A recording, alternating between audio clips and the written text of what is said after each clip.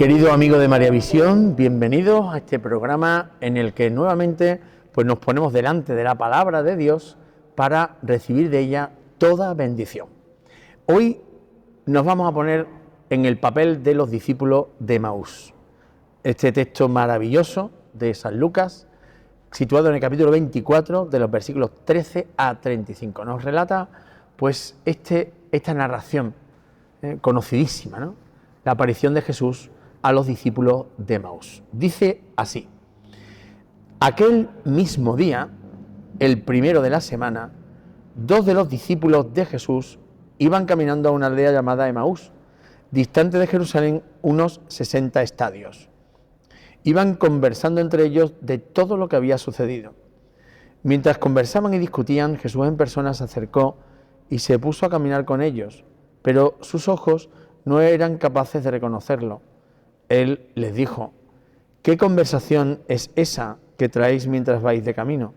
Ellos se detuvieron con aire entristecido y uno de ellos, que se llamaba Cleofás, le respondió: ¿eres tú el único forastero en Jerusalén que no sabes lo que ha pasado allí estos días? Él le dijo: ¿qué? Ellos le contestaron: lo de Jesús el Nazareno, que fue un profeta poderoso en obras y palabras, ante Dios y ante todo el pueblo, como lo entregaron los sumos sacerdotes y nuestros jefes, para que lo condenaran a muerte, y lo crucificaron. Nosotros esperábamos que él iba a liberar a Israel, pero con todo esto ya estamos en el tercer día, desde que esto sucedió. Es verdad que algunas mujeres de nuestro grupo nos han sobresaltado, pues habiendo ido muy de mañana al sepulcro y no habiendo encontrado su cuerpo, vinieron diciendo que incluso habían visto una aparición de ángeles, que dicen que está vivo. Algunos de los nuestros fueron también al sepulcro y lo encontraron como habían dicho las mujeres, pero a él no lo vieron. Entonces él les dijo: qué necios y torpes sois para creer lo que dijeron los profetas.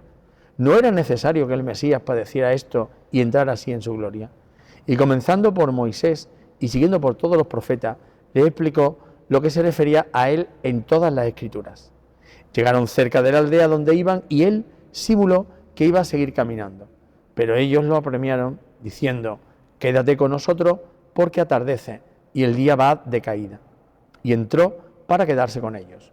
Sentado a la mesa con ellos, tomó el pan, pronunció la bendición, lo partió y se lo iba dando. A ellos se les abrieron los ojos y lo reconocieron, pero él desapareció de su vista. Y se dijeron el uno al otro: ¿no ardía nuestro corazón mientras nos hablaba por el camino y nos explicaba las Escrituras? Y levantándose en aquel momento se volvieron a Jerusalén, donde encontraron reunidos a los 11 con sus compañeros, que estaban diciendo: era verdad, ha resucitado el Señor y se ha aparecido a Simón. Y ellos contaron lo que les había pasado por el camino y cómo lo habían reconocido al partir el pan. Qué lectura, ¿verdad? Es larga, pero nos hacemos a la idea, ¿verdad? Dos caminantes en el camino, ¿no? Saliendo de Jerusalén, que salen tristes, que se les acerca un peregrino más, que empieza a caminar con ellos, que no sabe lo que ha pasado. Ellos, pues, eso, están desconcertados, porque cómo puede ser que no te hayas enterado, cómo le comentan todo desde su perspectiva, y cómo poco a poco, pues ellos van sintiendo algo, ¿no? Que ya el lector, fíjate, conoce. El lector, el oyente de esta palabra, sabe que ese caminante que se le acerca es Jesús, pero ellos no saben, no se dan cuenta, no lo reconocen. El evangelista dirá como detalle, importante tenerlo en cuenta, ¿no?, que sus ojos no eran capaces de reconocerlo. Esta lectura va a ayudar a reconocer al Señor, reconocer su presencia, porque no nos vamos a meter en elucubraciones de cómo era el cuerpo, de cómo era la voz, no, sencillamente cómo estaban los ojos de aquellos dos. Esa es la clave. Cómo estaban los ojos de aquellos dos. No eran capaces de reconocerlo. Eso pasa muchas veces, que te dicen las cosas y no te enteras, porque no quieres ver otro sitio que donde quieres ver. Y estás ahí encerrado, estás ciego, no eres capaz de reconocer.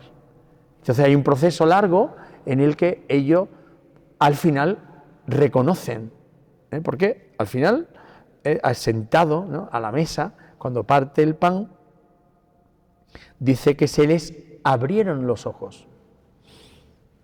Claro, vieron y desaparece. Pero esa desaparición no deja en ellos pues una tristeza, sino una alegría inmensa, porque les llena el corazón de fuego, tanto que tienen que contarlo y vuelven a la comunidad de la que se habían escapado, porque ya se había acabado todo. Ellos decían, pues claro, aquí no ha pasado nada, muy bonito mientras duraba, pero aquí no, aquí ya no hay nada que hacer. Aquí ya cada uno a su casa y a trabajar, porque esta historia se acabó en la muerte, ¿no? Y Jesús viene a decir que no. Fíjate que esta lectura va a poner en relieve la importancia que tiene la Escritura, la Sagrada Escritura, para encontrar de verdad a Cristo resucitado, ¿no? El Evangelio se sitúa en el mismo día de la resurrección. Para un judío, el primer día de la semana, dice, en aquel mismo día, era el primer día de la semana, es el domingo, primer día de la semana para un judío. Ese es el día en que resucita el Señor. Es el mismo día, el mismo día. En ese mismo día, pues, ocurre esta circunstancia, ¿no? Que dos discípulos no son apóstoles, porque vuelven, y cuando se vuelven a la comunidad encuentran a los 11. Claro, ¿por qué 11? Porque Judas ya no está. Quiere decir que estos dos no son apóstoles, son discípulos de los tantos que tendría el Señor, ¿no? Entonces, esta lectura nos va a presentar este proceso largo, laborioso, en el que los discípulos se meten para reconocer finalmente al resucitado, ¿no? Fíjate los detalles, ¿no? Van tristes, sin esperanza, son incapaces de reconocer al Jesús que en persona se les acerca, ¿no? Cómo empiezan a hacer una esperanza al escuchar a Jesús, que empieza pues a hablarles de lo que de él hablaba la Escritura, y cómo le reconocen al partir el pan, cómo vuelven a la comunidad, cómo anuncian la resurrección, se convierten en anunciadores, ¿no? Fíjate este primer detalle de los ojos que no son capaces de reconocerle. Entonces, ellos, digamos, la crucifixión, la muerte, les ha hecho un shock total en el corazón, porque no han entendido las Escrituras, se lo recriminará Jesús. Ellos seguramente tendrían perspectivas, tendrían eso, pues sus esperanzas puestas en Jesús, que se rompen con la muerte, totalmente. Es verdad, cuando viene la muerte ya no hay más. Entonces, habían convivido, había escuchado a Jesús, convencidos que era un profeta grande, poderoso, pero claro, esa esperanza mesiánica en Jesús quizás se quedó en eso, en echar a los romanos, en volver al esplendor, y claro, con la muerte ya se acabó lo que se daba. La cruz supone el fin de la historia. Entonces, un Mesías no puede ser alguien que muera en la cruz. Se aniquila la esperanza, ¿no? Jesús les dice, les interrumpe, y les dice qué necios sois, ¿no? Para entender lo que dijeron los profetas. Claro, Jesús les ha querido escuchar, porque, digamos, cuéntame la historia desde tu perspectiva. ¿Cómo has visto esto?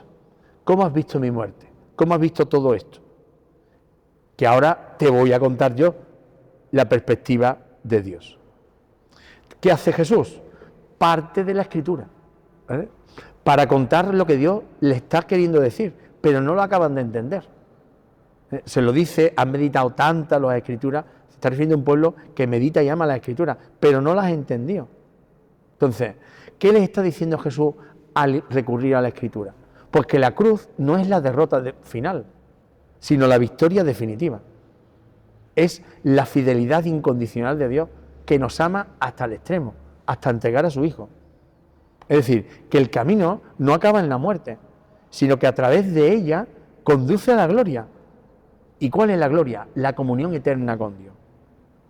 Fíjate que de esta comunión habla este episodio, porque cuando Él se hace, digamos, el ademán de irse, llegan al sitio, los otros le dicen, quédate con nosotros. Hay algo que en el corazón de estos dos discípulos le está pidiendo, quédate con nosotros. Están reconociendo en él algo grande. Y en la mesa, haciendo pues el oficio del maestro, del padre, pues parte el pan y en ese gesto le reconocen, dice, se le abrieron los ojos. Claro, ha hecho falta toda esta palabra meditada junto con el sacramento para que entiendan verdaderamente que la muerte no es el final, sino el camino para la gloria, para la comunión definitiva con el Señor. Fíjate que ese desaparecer, porque desaparecen de su vista, es como que lo veo y ya no le veo más, pero queda un rastro de alegría. Reconocen que Él está vivo y no le hace falta más. Es como haber mirado el cielo con una mirilla, ¿no? Y ver el cielo y dice, ya no creo, veo, confirmo que hay vida y ya me quedo tranquilo, pase lo que me pase, ¿vale? Entonces, ellos tienen que contar. Fíjate, cuando ellos tienen la experiencia de la vida, continuamente sale esa gana de contarlo todo, ¿no? Voy a concluir con unas palabras de Nouwen sobre este texto que es preciosa. Os la quiero compartir porque es que no tienen desperdicio. Dice, mientras estos dos viajeros, de regreso a su casa, lloran la pérdida de un amigo, Jesús se les acerca y camina con ellos. Este desconocido no ha dicho que no hubiera motivo para la tristeza, sino que esa tristeza escondía en su interior una gran alegría. Ese desconocido no ha dicho que la muerte que lloraban no fuera real, sino que se trataba de una muerte que inauguraba una vida verdadera. El desconocido no ha dicho que no hubieran perdido a un amigo, sino que esta pérdida había creado un camino para una nueva relación de comunión, más allá de cualquier amistad. El desconocido tuvo que llamarlos tontos para hacerles ver, para llevarlos más allá de su estrechez de mente y de corazón. Que Dios te bendiga.